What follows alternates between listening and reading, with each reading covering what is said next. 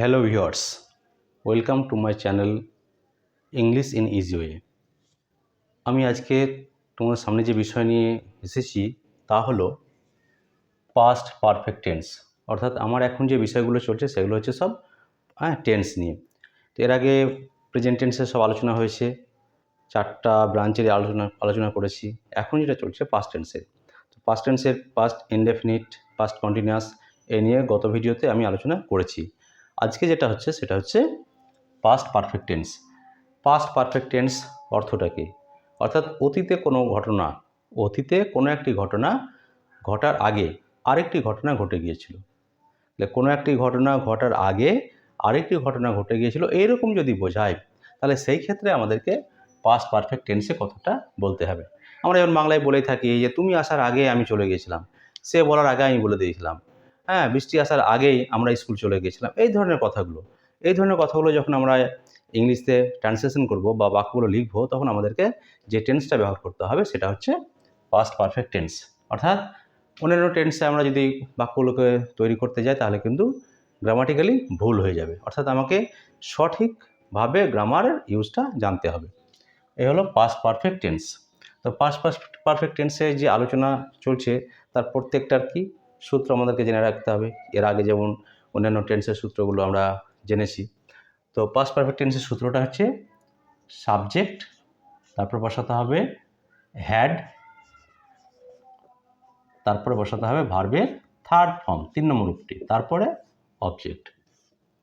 এই হলো past perfect টেন্সের স্ট্রাকচার, গঠন বা সূত্র যেটা আমরা বলে থাকি। তাহলে বাক্যে আলোচনা করা যাক, তাহলে তোমাদের বুঝতে সুবিধা হবে। যেমন ধরো, সে আসার আগে আমি এসেছিলাম বা আসিয়াছিলাম। সে আসার আগে আমি এসেছিলাম বা আসিয়াছিলাম। এই ধরনের বাক্য যদি আমরা ইংলিশে ট্রান্সলেশন করতে যাই তাহলে আমাদেরকে পাস্ট পারফেক্ট টেন্সে বাক্যটিকে নিয়ে আসতে হবে। এবার দেখতে হবে দুটি ঘটনা, সে আসা একটি কাজ, আরেকটি কাজ হচ্ছে আমি এসেছিলাম বা আমি আসিয়াছিলাম। তাহলে এই ধরনের বাক্যগুলোকে দেখতে হবে যে কোন ঘটনাটা আগে ঘটছে। যে ঘটনাটা আগে ঘটবে সেটা হয়ে যাবে পাস্ট পারফেক্ট টেন্সে, আর যে কাজটা পরে ঘটবে সেটা হবে পাস্ট ইনডেফিনিট টেন্সে। তাহলে পাস্ট ইনডেফিনিট টেন্সের সূত্র আমরা এর আগেই শিখেছি, সাবজেক্ট V2 অবজেক্ট। তো যাক, ইংলিশে আলোচনা করা যাক। এবার দেখব কোন কাজটা আগে। সে আসার আগে আমি এসেছিলাম, অর্থাৎ এই কাজটা আমার আগে হচ্ছে। তাহলে আমি এসেছিলাম, এটাকে আমি কি করব, পাস্ট পারফেক্ট টেন্সে এই স্ট্রাকচার অনুসারে বাক্যটা গঠন করব। যেমন ধরো আমি, তাহলে কি হলো আই। এবার কি বসাতে হবে হ্যাড, আই হ্যাড। তারপরে ভার্বের থার্ড ফর্ম কি, আসার ইংলিশ কাম, কেম, কাম। তাহলে আই হ্যাড কাম।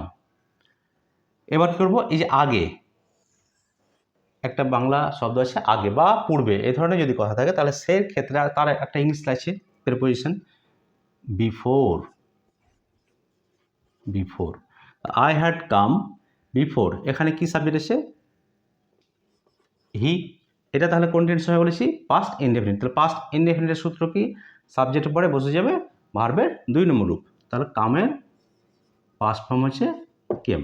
এ হলো সে আসার আগে আমি এসেছিলাম, I had come before he came. তাহলে এটা হলো পাস্ট পারফেক্ট টেন্স, আর এটা হলো পাস্ট ইনডেফিনিট টেন্স। আর একটা উদাহরণ দিই তাহলে ক্লিয়ার হবে তোমাদের।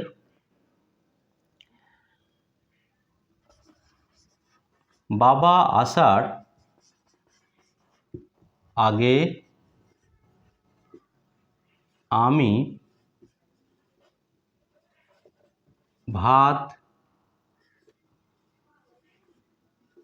খেয়েছিলাম। বাবা আসার আগে আমি ভাত খেয়েছিলাম। তাহলে দেখো দুটো কাজ, একটা হচ্ছে বাবা আসা, আরেকটি কাজ হচ্ছে আমি ভাত খেয়েছিলাম। তাহলে বাবা আসার একটা কাজ হচ্ছে, আরেকটা হচ্ছে আমি ভাত খেয়েছিলাম। তো দুটোর মধ্যে কোনটা আগে হচ্ছে আমরা বুঝতে পারছি যে এই কাজটা আগে হচ্ছে। তাহলে যে কাজটা আগে হবে সেটাকে আমাকে আগে লিখতে হবে। এবার লিখছি আই হ্যাড তাহলে খাওয়ার ইংলিশ কি? ইট, ওটা হয়ে যাবে ইটেন। আই হ্যাড ইটেন, কী খেয়েছি? ভাত, rice. I had eaten rice. এবার বিফোর ইংলিশ, আগে ইংলিশ দিয়ে দিলাম বিফোর। বিফোর কে আসার আগে? বাবা, ফাদার। ফাদার কামের পাস্ট টেন্স কেম। এ হলো পাস্ট পারফেক্ট টেন্স। দেখো, বাবা আসার আগে আমি ভাত খেয়েছিলাম বা আমি ভাত খাইয়েছিলাম। I had eaten rice before father came. এ হলো ইংলিশের ট্রান্সলেশন। তো আশা করছি বুঝতে পেরেছ। যদি ভালো লেগে থাকে অবশ্যই আমার চ্যানেলটিকে সাবস্ক্রাইব করো ও শেয়ার করবে।